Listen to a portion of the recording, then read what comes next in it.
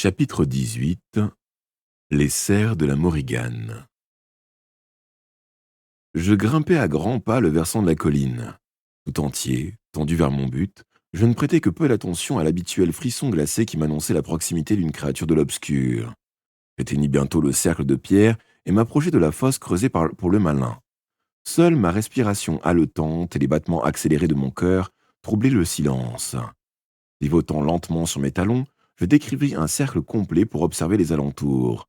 La brume rampante serpentait au ras du sol, dont elle semblait émaner, anormalement dense. Était-ce l'haleine du dragon? Non, idée absurde. Les dragons n'étaient pas des cracheurs de feu au souffle brûlant, mais des élémentaux, des esprits de l'air. Ce n'était qu'un brouillard ordinaire. L'air se mit alors à miroiter, de l'autre côté de la fosse, et je fus soudain face à Alice. Mon cœur s'emballa. Elle ne parut nullement heureuse de me voir, le visage encrouté de terre et de poussière, les cheveux emmêlés, les yeux révulsés, la bouche tordue par une grimace de terreur. Elle se tenait juste derrière ce mince rideau luminescent. Il paraissait si facile à franchir. Brusquement, Alice me tendit la main. Son bras pénétra dans le monde où je me trouvais. « Aide-moi, Tom, je ne peux pas traverser seul !» Sans doute avait-elle crié, pourtant sa voix me parvenait étouffée et lointaine. Sans hésitation, je l'agrippai fermement, ma main gauche se refermant sur sa main gauche. Elle était si glacée que je crus toucher un cadavre. Je tirai de toutes mes forces, mais Alice résistait, comme si quelque chose ou quelqu'un la retenait. Je tirai plus fort. La pression sur ma main se resserra à me briser les os. Puis je me sentis entraîné contre ma volonté. Le visage devant moi se transforma. Ce n'était pas Alice, c'était Scarabée. Je me débattis, mais l'herbe était glissante. Mes pieds dérapaient, mon bâton m'échappa des mains, et je traversai l'ondulant rideau de brume, porte d'entrée vers l'obscur. Un éclair de lumière jaune m'éblouit. D'une secousse à me démancher le bras, Scarabée m'envoya valdinguer. Je heurtai rudement le sol et roulai plusieurs fois sur moi-même avant de m'arrêter contre un tronc d'arbre. Le choc me coupa la respiration. Je me redressai sur les genoux, cherchant mon souffle.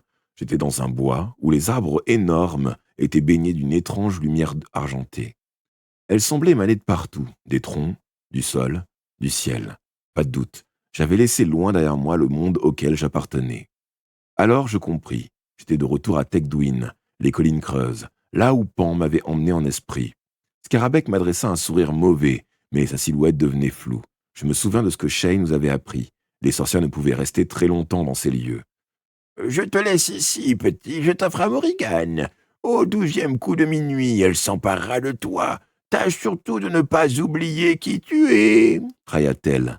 Sur ces mots, elle disparut, m'abandonnant à mon destin. Je me relevai. Sa dernière phrase me tournait dans la tête, l'oubli. Tel était le vrai danger. Les humains ne pouvaient séjourner ici, Pan m'avait averti. Leur mémoire se dissout dans la lumière d'argent, et ils sont perdus pour toujours. Seuls les héros sont capables de résister. Les héros irlandais, seul autrefois, comme Cuchulainn. Tulane. Pas même une sorcière de celte en dépit de ses pouvoirs. Moi, je n'avais aucune chance. J'étais dans l'entremonde corps et âme, livré à la Morrigan. Quel espoir avais-je de survivre? Une poignée de sel et de limailles de fer dans mes poches, une chaîne d'argent enroulée autour de ma taille, ne suffirait pas à vaincre une déesse. Je me souvins de mon combat contre l'Ordine en Grèce. Elle s'était débarrassée de ma chaîne d'un simple mouvement d'épaule. Je ne suis pas sûr de bien me remémorer ce qui s'était passé ensuite. Je me retrouvai soudain à quatre pattes, hébété, désorienté. Je cherchais mon bâton. Où était-il? Il me fallait à tout prix le retrouver. Mon instinct me criait que sans armes, je ne survivrais pas. Minuit approchait et un être terrifiant allait me pourchasser. Était-ce une sorte de démon? Je savais seulement qu'une sorcière me l'envoyait. Pour se venger. Mais de quoi? Que lui avais-je fait? Impossible de me le rappeler. Pourquoi? Des fragments de souvenirs tourbillonnaient dans ma mémoire, que je n'arrivais pas à ordonner. Était-ce l'effet de quelque noir sortilège? Soudain, j'eus froid, affreusement froid. Une créature de l'obscur approchait.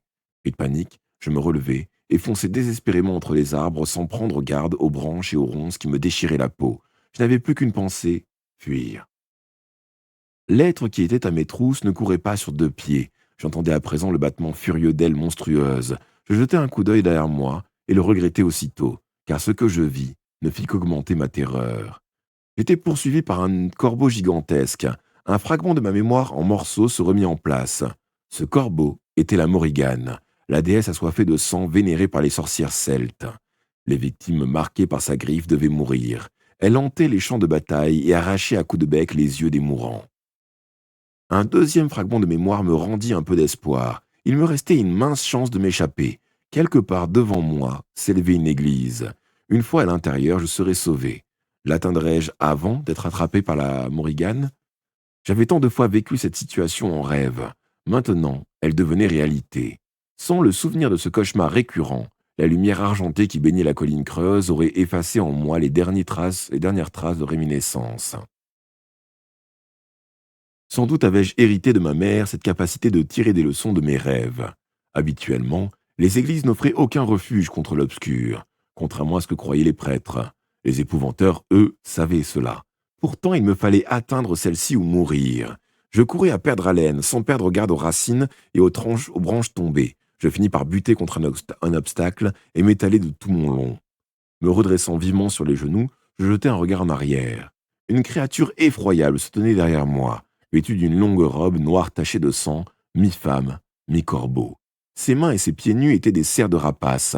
Son énorme tête recouverte de plumes se terminait par un bec meurtrier. Peu à peu, elle se métamorphosa. Son bec s'étrécit, ses yeux d'oiseau s'allongèrent, ses traits s'humanisèrent. Un troisième fragment de mémoire s'inséra dans ma tête. Je reconnaissais ce visage. C'était celui de Scarabée, sans nul doute. La Morrigan empruntait l'identité de la sorcière celte pour me rappeler mon crime envers ses fidèles adoratrices. Au même instant, j'entendis une cloche sonner au loin. Était-ce celle de l'église? Au deuxième coup, je m'élançai vers cette source sonore. À quelle distance était-elle? Le troisième coup me parut bien plus proche, mais je sentais que la Morrigan derrière moi gagnait du terrain à chaque pas. Je tournai la tête et vis qu'elle avait repris sa tête de corbeau. Son bec redoutable, grand ouvert. Elle tendait vers moi ses serres acérées, prête à lacérer ma chair, à m'arracher les membres et à me broyer les os. Entre les arbres, j'aperçus alors les contours argentés d'une chapelle ornée d'un clocheton. Si seulement je pouvais l'atteindre. Or, à mesure que j'en approchais, ces contours se mirent à onduler. Les angles s'arrondirent, le clocheton disparut. Le bâtiment prit la forme d'un tumulus. Sous le dôme herbeux brillait une structure de pierre blanche. Je distinguais à présent une porte ouverte au linteau orné de motifs compliqués. À l'intérieur, ce n'était que noirceur. Les griffes de la Morrigan me frôlèrent l'épaule. Je plongeai dans l'abri ténébreux par l'étroite ouverture carrée. Ma chute me fut amortée par une épaisse couche de paille. Je roulai plusieurs fois sur moi-même avant de m'immobiliser. Et j'attendis que mes yeux s'habituent à l'obscurité. Après avoir repris mon souffle, je m'accroupis et regardai autour de moi. Au plafond du mystérieux édifice pendait un candélabre d'or à 7 branches, garni de minces bougies bleues presque transparentes. Mais leur faible lueur n'atteignait pas les angles de la pièce où s'étendaient d'impénétrables flaques d'ombre. En revanche, la mystérieuse lumière argentée avait disparu. La chapelle était bien un refuge contre les maléfices de l'entremonde. L'esprit de nouveau alerte, dégagé de la lenteur et de l'oubli, je me rappelais chaque détail de ce que je venais de vivre. J'entendis alors de sourds grondements, un martèlement de pas sonores, et un chien monstrueux surgit de l'ombre. Je me mis à trembler. L'animal avait la taille d'un cheval de trait. S'il était le gardien des lieux, je n'avais aucune chance contre lui. Or, je n'eus pas besoin de me défendre, car un monstre plus formidable encore sortit de l'ombre à son tour et posa une main énorme sur la tête du chien pour le retenir.